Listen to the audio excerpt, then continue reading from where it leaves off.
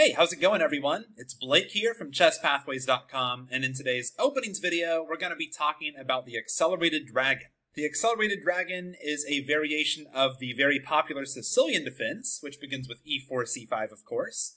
White's going to play knight f3, now comes knight c6, d4, we get an open Sicilian, c takes d4, knight takes d4, and now pawn to g6. Now, to understand the purpose of why black plays the Accelerated Dragon, you have to understand the basics of the Sicilian defense in general, and the dragon variation of the Sicilian in general. And I have videos on those. I'll go ahead and put links down in the description. But just to quickly recap, the mainline Sicilian dragon begins with e4, c5, knight f3, d6, d4, takes, knight f6, knight c3, black fianchettos.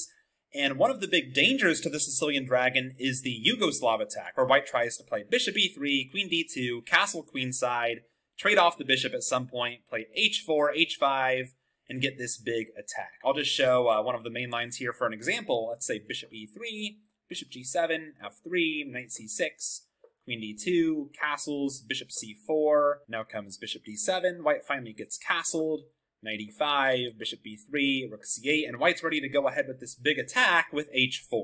White just wants to blow open the h-file with a sacrifice if need be, play bishop h6 and get rid of this bishop, and then, as Bobby Fischer said, sack, mate, right? This big attack on the king side. And black can play this position, but a lot of players still want to play the dragon but avoid this kind of big attack, and that's the purpose of the Accelerated Dragon.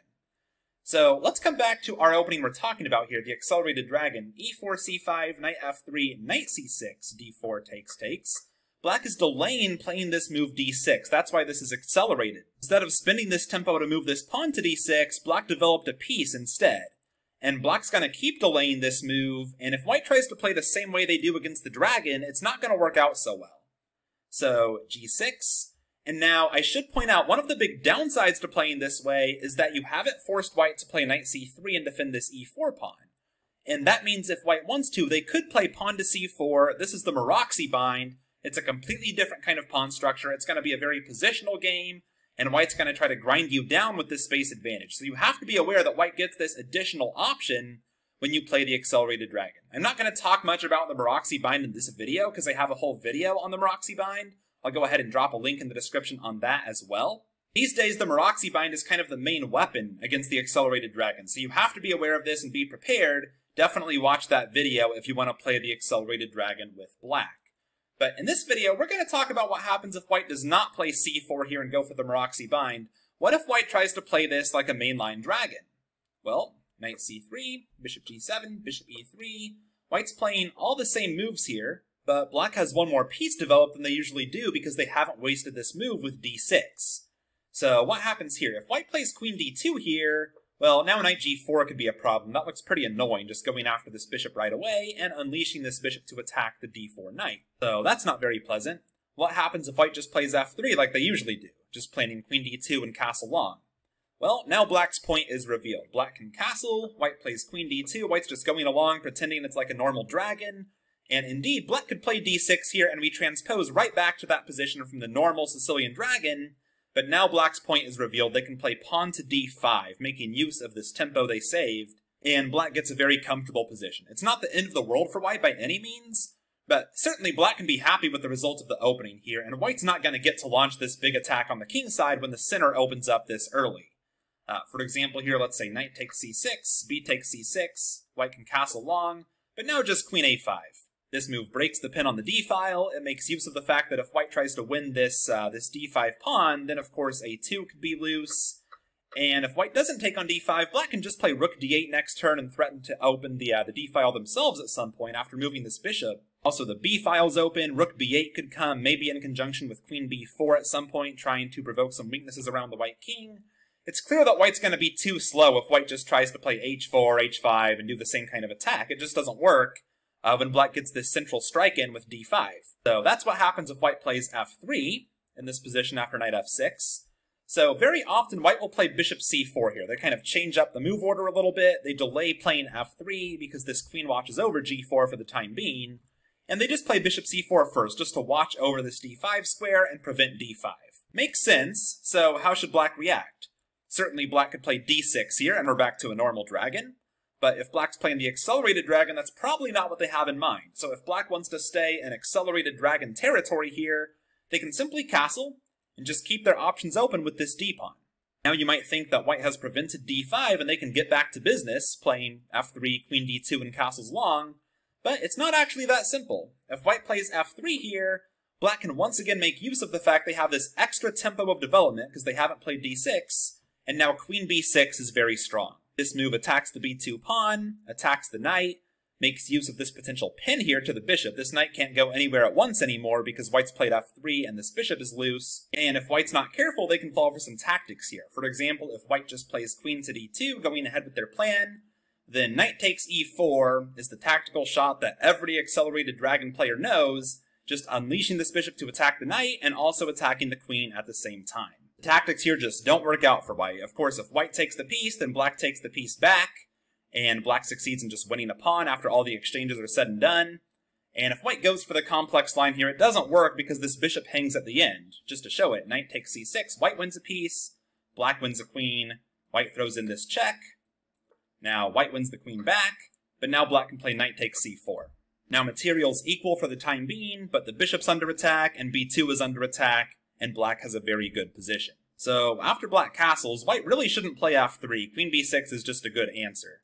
So what else should white do? White more often than not plays bishop back to b3 right away, just to get out of some of these tactics and to delay playing f3 so that queen b6 isn't as strong. By the way, if white were just to play queen d2 here, that's not so great either. This doesn't allow queen b6 because you haven't played f3 yet, but now you lost control of g4, and once again, knight g4 is pretty annoying.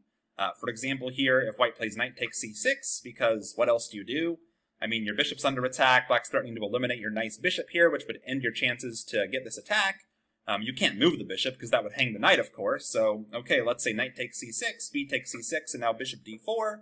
And okay, I mean, this is playable for white, but after queen b6, black forces the exchange of queens, because f2 would come under attack if the queen moved away, b2 is hanging as well, and after queen takes b6, a takes b6, it's not like white's lost here by any means, but there's definitely not going to be an attack. Black has this huge mass of central pawns. We're just left with an equal endgame, although if I had to pick a side here, I'd probably pick black.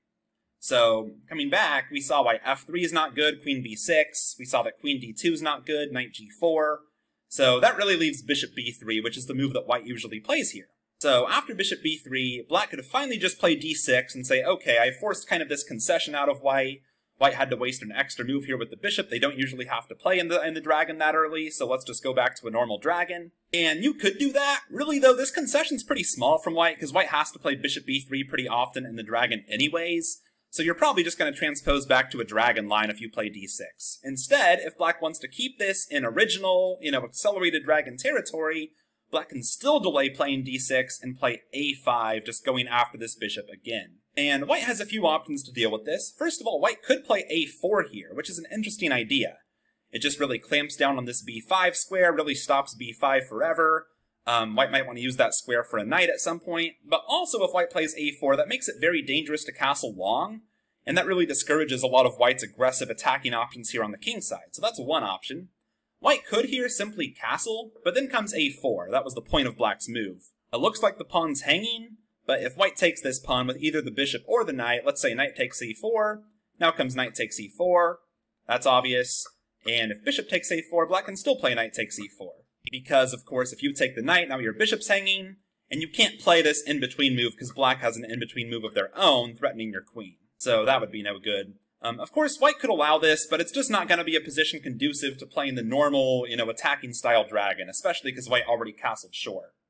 So that's what happens if white castles, and if white plays f3, finally thinking about playing queen d2 and castles long potentially, black can surprisingly still play d5, even with the bishop watching over that square. The idea is if white takes with the pawn, now comes knight b4, and this pawn's probably going to be lost. Black has it under heavy pressure.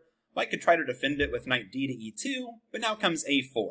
Once again, deflecting a piece away from that pawn. Let's say knight takes a4, knight f takes d5.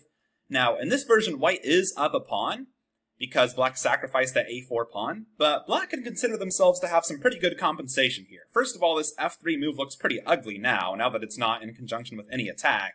I mean, the center's wide open now. It's clear there's not going to be any attack. The bishop's loose, b2 could be loose, the knight's on the rim, b5 could be coming. Black has some pretty good compensation here for the pawn, although white can be happy too with their extra pawn. It's just going to be a double-edged game from here. And after d5, if white tries to avoid this and take with a piece on d5, let's say knight takes d5, now the problem is knight takes d5, and after bishop takes d5, white avoids bringing this pawn to d5, but now comes this idea. Bishop takes d4, bishop takes, knight takes, queen takes, and e6, revealing this pin on that bishop. So as you can see, lots of little tricks and tactics to know here for black in the Accelerated Dragon that make it very hard for white to play as if it's a normal dragon. That's why the Maroczy bind has become so popular as the main weapon here. Alright, now a couple quick notes about move orders and some other potential variations. So coming back here to move 6, we talked about how white could play here bishop c4 and bishop b3. That's kind of their main option if they don't want to allow any of these tactics. White could also play here bishop to e2. White might be intending to play like the classical dragon setup instead of the Yugoslav attack, and white just wants to castle short, maybe play f4 later, and play this way. And black could just keep delaying d6 or d5. Black could just castle here and still think about getting d5 in. But a lot of players here with black will just play d6 now because they avoided the scariest line against the dragon.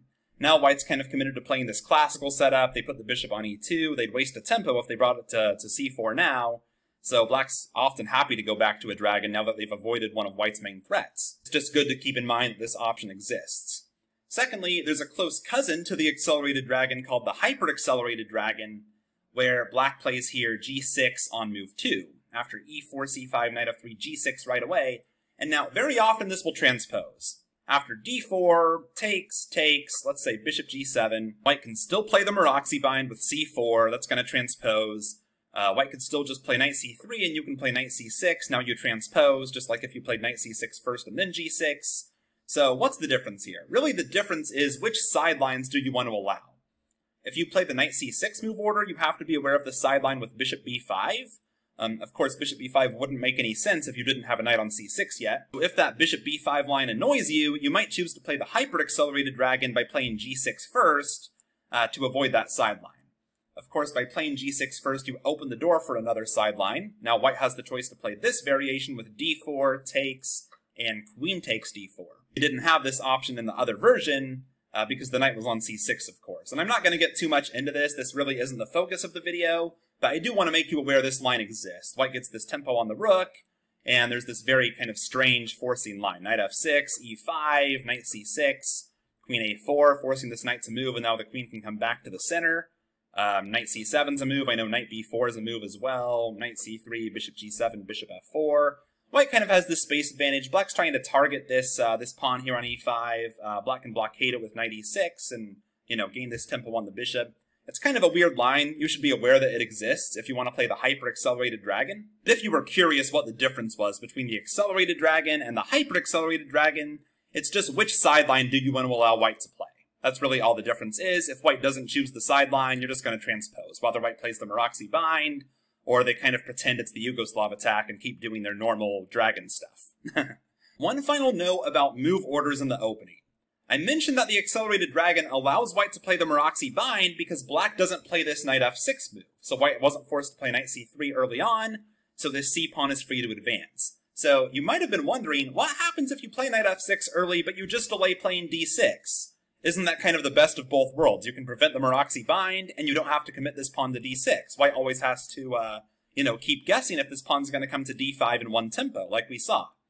Well, okay, let's take a look. e4, c5, knight f3, knight c6, d4, takes, and now knight f6. Just put the knight on f6 early, stop white from playing, c4, and just keep delaying d6. Well, okay, knight c3, and now it's kind of ugly to play g6 here. Some players go for this. I personally don't like it so much for black because now white can play knight takes c6 and e5. That's the downside of putting that knight on f6 too early. So most players won't play like this. Just to show you what can go wrong, let's say b takes c6, e5. The problem is now your knight has to go back to either g8 or h5. It's just ugly. You can't play knight d5 too easily. I have seen some players try to go for this, with the point being that, they're sacrificing a pawn, but they're hoping these open lines on the queen side are going to work out for them. The problem is, after rook b8, white has a very strong move with e6. That's kind of a blow you wouldn't see coming if you didn't know this opening, But the problem is e takes f7 is a threat, and also queen e5 is a threat forking the rook, so that's not great. White just has a big advantage in this position. So you can indeed play this move order, just usually not with the intention of playing the accelerated dragon. Black would have to play something like d6 here, or, e5 is the Sveshnikov. It's just a totally different opening. Alright, thanks for watching, and please make sure you visit chesspathways.com and sign up there. It's totally free, only takes 5 seconds, and I will send you a free move-by-move guide to chess thinking when you sign up.